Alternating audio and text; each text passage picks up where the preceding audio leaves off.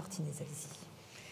Merci Madame la Présidente. Madame la Ministre, la France traverse une crise du logement sans précédent et tous les Français sont impactés. Aujourd'hui, je voudrais attirer votre attention sur les difficultés auxquelles font face les travailleurs saisonniers pour se loger. J'ai sur ma circonscription, la 4e des Pyrénées-Orientales, de nombreuses communes qui accueillent tous les étés des centaines de milliers de touristes. Je prends pour exemple la ville d'Argelès-sur-Mer qui voit, pendant les grandes vacances, la population passer de 10 000 à près de 110 000 habitants. Cette augmentation de population induit un besoin important de travailleurs saisonniers, notamment dans les milieux de l'hôtellerie, de la restauration et du tourisme. Le problème de ce manque de logement pour les travailleurs saisonniers rend très compliqué le recrutement.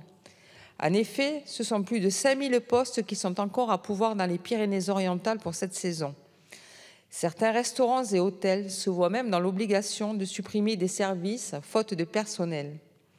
Les offres de transport en commun inadaptées aux horaires des travailleurs saisonniers leur imposent de trouver un logement à proximité de leur lieu de travail, mais les loyers de ces derniers sont exorbitants.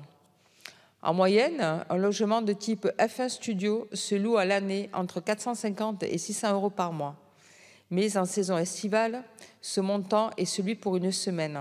Et même en colocation, ces prix sont inaccessibles pour les saisonniers. De plus, rares sont les employeurs en capacité de loger les employeurs saisonniers, non par manque de volonté, mais par manque de moyens. Si Airbnb peut être une solution pour certains travailleurs saisonniers à l'échelle nationale, ce n'est pas le cas dans les Pyrénées-Orientales, puisque cette offre est essentiellement touristique et réduit donc le nombre de logements disponibles pour nos saisonniers. Ces travailleurs participent pleinement à la réussite de la haute saison touristique et à la vie économique des Pyrénées-Orientales. C'est pourquoi je vous le demande, Madame la Ministre, que comptez-vous faire pour permettre aux travailleurs saisonniers de se loger? Je vous remercie. Je vous remercie. La parole est à Madame la secrétaire d'État chargée de la citoyenneté de la ville. Merci Madame la Présidente. Madame la députée Martinet, permettez-moi de vous apporter la réponse de mon collègue Guillaume Kasbarian, ministre délégué au logement. Donc le gouvernement évidemment est pleinement conscient de la difficulté qu'éprouvent les saisonniers pour se loger dans de nombreux territoires et des difficultés que cette situation fait par la suite peser sur le marché du travail.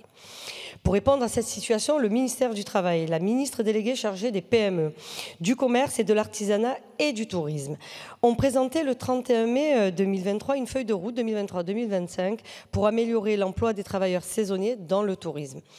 Celle-ci s'articule autour de 3 axes majeurs, la formation, le logement et l'accompagnement. En ce qui concerne spécifiquement les problématiques en matière de logement pour les saisonniers que vous venez de pointer, à très juste titre.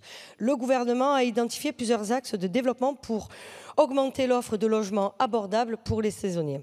Ouvrir les chambres des internats scolaires, par exemple, et universitaires à la location pour les saisonniers pendant la période estivale, avec comme objectif 6 000 logements disponibles au sein des internats scolaires et universitaires d'ici 2025. Encourager les propriétaires privés à mettre en location leurs logements au profit des travailleurs saisonniers par la promotion d'un dispositif fiscal les exonérant d'impôt sur le produit de la location d'un logement loué à un saisonnier que nous avons prolongé jusqu'en juillet 2024. Encourager aussi les agréments de résidence et de logement relevant de l'article 109 de la loi Elan pour les jeunes saisonniers dans les zones touristiques. Accompagné aussi par les préfets de département la signature de nouvelles conventions entre les bailleurs et les CCAS dans les communes particulièrement concernées par des enjeux de logement saisonnier. Étendre la garantie d'État, Visal, que vous connaissez parfaitement, aux saisonniers. Améliorer le bail mobilité au profit des saisonniers. Le projet de loi relatif au logement abordable permettra d'ailleurs d'élargir le dispositif du parc social. Enfin, pour répondre, Madame la députée, aux besoins particuliers des saisonniers agricoles, le ministère en charge de l'agriculture et le groupe Action Logement ont prorogé l'aide au logement des saisonniers agricoles.